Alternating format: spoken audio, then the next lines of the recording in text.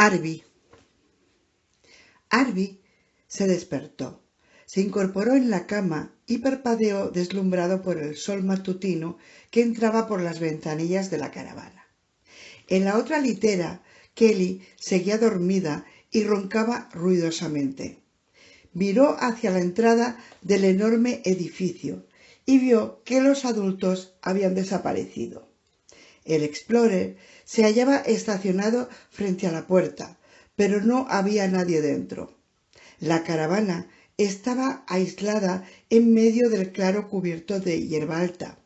Arby se sintió totalmente solo, aterradoramente solo, y se le aceleró el corazón, con una súbita sensación de pánico. Pensó que no debería estar allí. Había sido una estupidez, y para colmo lo había planeado él.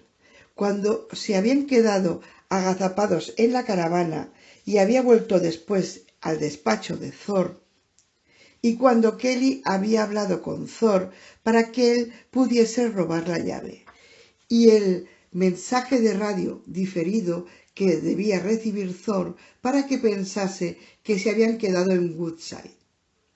En esos momentos Arby se había sentido muy astuto, pero ahora se arrepentía. Decidió que debía llamar a Thor inmediatamente. Tenía que delatarse. Lo abrumaba el deseo de confesar. Necesitaba oír una voz. Esa era la verdad. Salió del habitáculo posterior de la caravana, donde Kelly dormía, y se dirigió a la parte delantera. En la cabina pulsó el interruptor de encendido del salpicadero y cogió el micrófono de la radio. «Habla Arby», dijo. «¿Hay alguien ahí?» «Corto». «Habla Arby». No hubo respuesta. Arby observó el monitor del salpicadero que registraba todos los sistemas que estaban en funcionamiento. No vio nada respecto a las comunicaciones. Pensó entonces que el sistema de comunicaciones debía de estar incorporado al ordenador. Decidió ponerlo en marcha. Retrocedió hasta la parte central de la caravana. Soltó las correas de seguridad del teclado. Lo conectó y encendió el ordenador. En la pantalla apareció un menú titulado Thor Field Systems y debajo una lista con todos los subsistemas de la caravana. Uno de ellos era radiocomunicaciones. Desplazó el cursor hasta aquella opción y la ejecutó. El monitor recogió solo interferencia estática. Al pie de la pantalla se leía una línea de comando. Múltiples entradas de frecuencias recibidas. ¿Desea pasar a autosintonización? Arby no sabía qué significaba aquello, pero los ordenadores lo intimidaban. La autorización le pareció una opción interesante. Sin vacilar, tecleó sí. La interferencia estática permaneció en la pantalla, a la vez que en la línea inferior un grupo de cifras que cambiaban rápidamente. Aunque no estaba seguro, supuso que eran frecuencias en megahercios. De pronto, la pantalla quedó en blanco, salvo por una palabra que parpadeaba en el ángulo superior izquierdo. Acceso. Desconcertado, arrugó la frente. Al parecer, el ordenador le pedía que iniciase el sistema informático de la caravana. Eso significaba que necesitaría una clave de acceso. Probó. Thor. No ocurrió nada. Aguardó un instante y probó con las iniciales de Thor. J.T. Nada. Levin. Nada. Thor Field System. Nada. TFS. Nada. Usuario. Nada. Al menos el sistema no lo había rechazado, pensó. La mayoría de las redes negaban el acceso después de 3 intentos fallidos. Pero por lo visto, Thor no había instalado ningún dispositivo de seguridad. Arby nunca habría programado así el sistema. Era demasiado paciente y servicial. Probó con ayuda. El cursor saltó a la línea siguiente y se produjo una pausa. Oyó trabajar el disco. Acción. El laboratorio. Mientras su visita se adaptaba a la escasa luz, Thor advirtió que se hallaba en un enorme espacio donde se alineaban incontables hileras de cajas rectangulares de acero inoxidable, cada una provista de una maraña de tubos de plástico. Todo estaba cubierto de polvo y muchas cajas yacían volcadas en el suelo. Las primeras filas, informó Malcolm, son secuenciadores de genes Nishihara y detrás están los sintetizadores automáticos de ADN. «Es una fábrica», exclamó Eddie. «Parece una planta agropecuaria o algo así». «Sí, así es». En un rincón de la nave había una impresora y junto a ella unas cuantas hojas sueltas de papel amarillento. Malcolm cogió una y echó un vistazo. Galerif, factor eritroide de transcripción específico de Gallimimus, ERIF1, mar código completos. Galerif 1, 1068 BPSS mar VRT 15 diciembre 1989. Fuente FTE. Sangre embriónica de 9 días de Gallimimus bullatus. Macho. Can. Amar.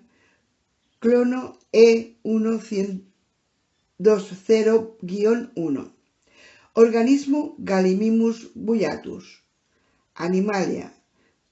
Chordata. Vertebrata. Archosauria. Dinosauria.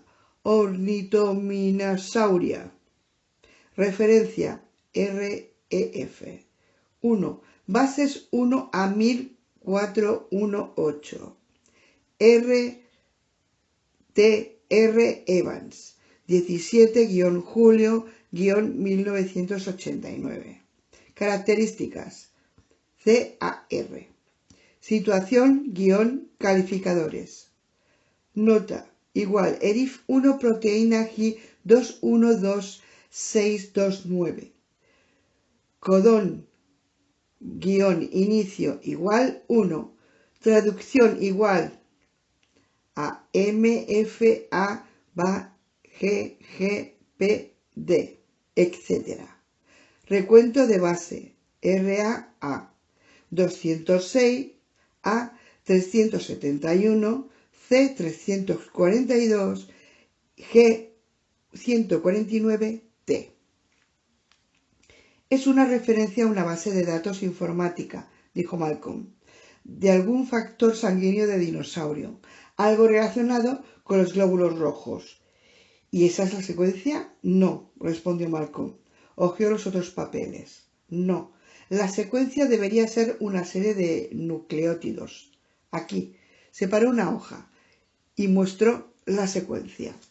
1, 61, 121, 181, 241, 301, 361, 421, 481, 541, 601, 661, 721, 781, 841, 901, 961, 1021, 1081, 1141, 1201, 1261, 1321 y 1381.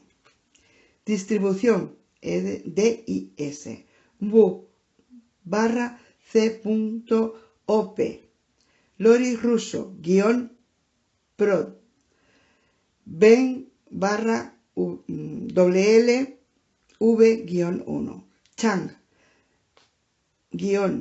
barra cercado 89. Nota de producción NOTP Secuencia definitiva y aprobada. ¿Tiene esto algo que ver con el hecho de que los animales hayan sobrevivido?, preguntó Thor. No estoy seguro, dijo Malcolm. ¿Guardaba aquella hoja alguna relación con los últimos momentos de la planta manufacturera? ¿O era simplemente una copia impresa solicitada por un empleado y olvidada allí? Inspeccionó los alrededores de la impresora y encontró una pila de hojas en un instante. Las cogió y advirtió que eran memorandos. Todos eran breves y estaban impresos en un descolorido papel azul. De C.C.P. Jenkins a H.Bu. El exceso de dopamina en alfa-5 impide que el receptor D1 actúe con la avidez deseada. A fin de minimizar las conductas agresivas en organismos terminados, deben alterarse las informaciones genéticas. Conviene empezar con esto hoy mismo. Y de nuevo, de CC a H.Bu /sub. El glicógeno sintasa quinase-3 aislado de Xenopus puede dar mejor resultado que el GSK-3 alfa-beta de mamífero que empleamos ahora. Cabría esperar un establecimiento más robusto de la polaridad dorsoventral y reducir la pérdida de embriones en su fase inicial. ¿Está de acuerdo? Malcolm leyó el siguiente. De Bakes a H.Bu /sub. Es posible que los pequeños fragmentos de proteínas actúen como priones. Los informes son aún dudosos, pero sugiero que se interrumpa la administración de proteínas exógenas a organismos carnívoros hasta que se esclarezcan las causas. Debe atajarse la enfermedad. Por lo visto, tenían problemas, comentó Thor, mirando por encima del hombro de Malcolm. Sin duda, convino Malcolm, lo raro sería que no los hubiesen tenido. Pero la cuestión es... Al ver el siguiente memorando, que era más largo, se interrumpió. Últimos datos de producción 10 del 88. De Lori Russo a todo el personal. Asunto: baja productividad. Las recientes pérdidas de animales durante las 24-72 horas posteriores al nacimiento se atribuyen a la contaminación de la bacteria Escherichia coli. Como consecuencia, se ha reducido la productividad en un 60%. Y ello se debe a las deficientes medidas asépticas adoptadas por el personal de planta, principalmente durante el proceso H, fase de mantenimiento del huevo, intensificación hormonal 2G-H. Se han sustituido y reenfundado los brazos articulados de los robots 5A y 7D, pero además las agujas deben reemplazarse diariamente con arreglo a lo establecido por las normas de esterilidad. Manual General. Directrices 5-9. Durante el próximo ciclo de producción, 12 del 10 a 26 del 10, sacrificaremos uno de cada 10 huevos en la fase H para analizar el nivel de contaminación. La criba debe comenzar de inmediato. Notifiquen cualquier error. Detengan la cadena siempre que sea necesario hasta que esta cuestión quede aclarada. Tenían dificultades para controlar las infecciones y la contaminación de la cadena de producción, observó Malcolm, y quizá también otras fuentes de contaminación. Fíjate. Entregó a Thor el siguiente memorando. Últimos datos de producción 18 del 12 del 88. De H.Bu a todo el personal. Asunto DX. Identificación y puesta en libertad. Los organismos recién nacidos serán marcados con las nuevas etiquetas Grumbach en el plazo más breve posible. No se les proporcionará ninguna clase de alimento dentro de los límites del laboratorio. El programa de puesta en libertad y las redes de seguimiento están ya en marcha. ¿Significa eso lo que me temo?, preguntó Thor. Sí, confirmó Malcolm. No conseguían mantener vivos a los animales recién nacidos, así que los marcaron y los dejaron en libertad. ¿Y le siguieron el rastro mediante algún tipo de red? Sí, eso parece. ¿Soltaron los dinosaurios en esta isla?, dijo Eddie. Debían de estar locos. Desesperados, más bien, rectificó Malcolm. Imagínate, se gastan una fortuna en organizar este proceso con la tecnología más avanzada y después de todo ello los animales se enferman y mueren. Hammond debía de subirse por las paredes. De modo que decidieron sacar los animales del laboratorio y dejarlos en la selva. Pero, ¿por qué no buscaron la causa de la enfermedad? ¿Por qué no...? Por razones comerciales, le interrumpió Malcolm. Solo les interesaban los resultados. Y sin duda estaban convencidos de que tenían localizados a los animales y podían recuperarlos cuando quisiesen. Además, no olvidemos una cosa. Seguramente la medida surtió efecto. Soltaban a los animales y después, cuando ya eran adultos, los capturaban y los enviaban al zoo de Hammond. Pero no a todos. Aún desconocemos muchos detalles, admitió Malcolm. En realidad no sabemos qué ocurre aquí. Cruzaron la siguiente puerta, que daba acceso a una pequeña habitación con un banco en el centro y taquillas adosadas a las paredes. En varios carteles se leía: cumpla las medidas de asepsia y aténgase a las normas SK4. Al fondo había una estantería con amarillentos gorros y batas apilados. Es un vestuario, afirmó Eddie. Eso parece, dijo Malcolm. Abrió una taquilla. Solo contenía un par de zapatos de hombre. Abrió varias taquillas más. Todas estaban vacías. En el interior de una de ellas había una hoja pegada con una cinta adhesiva.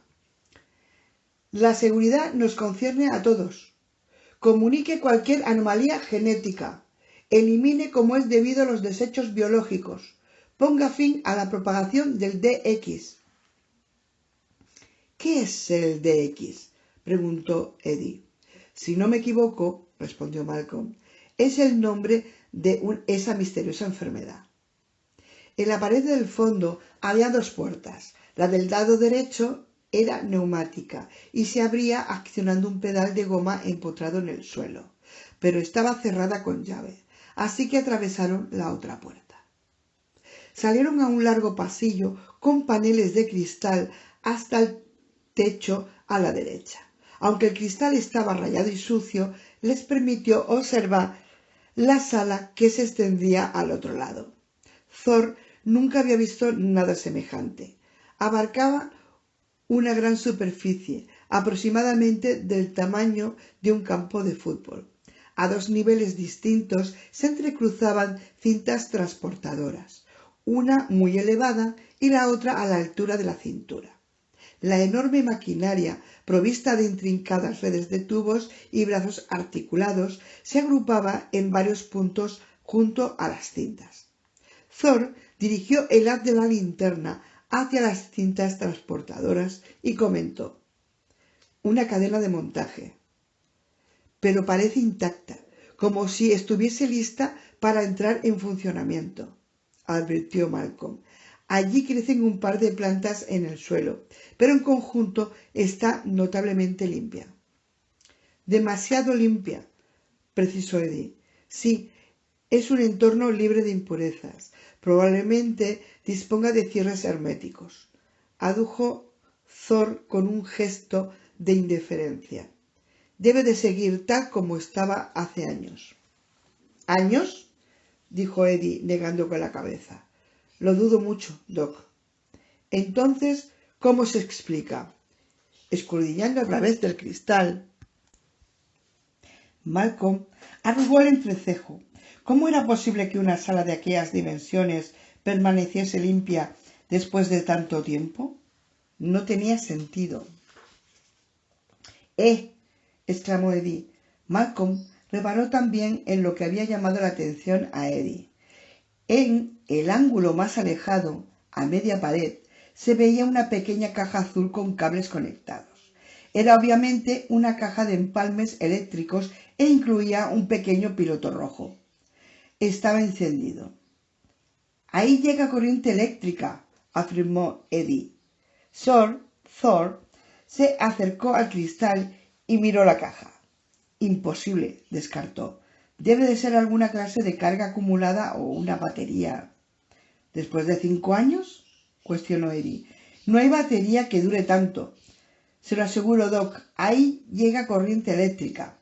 Harvey miraba con atención las letras blancas que aparecían lentamente en el monitor.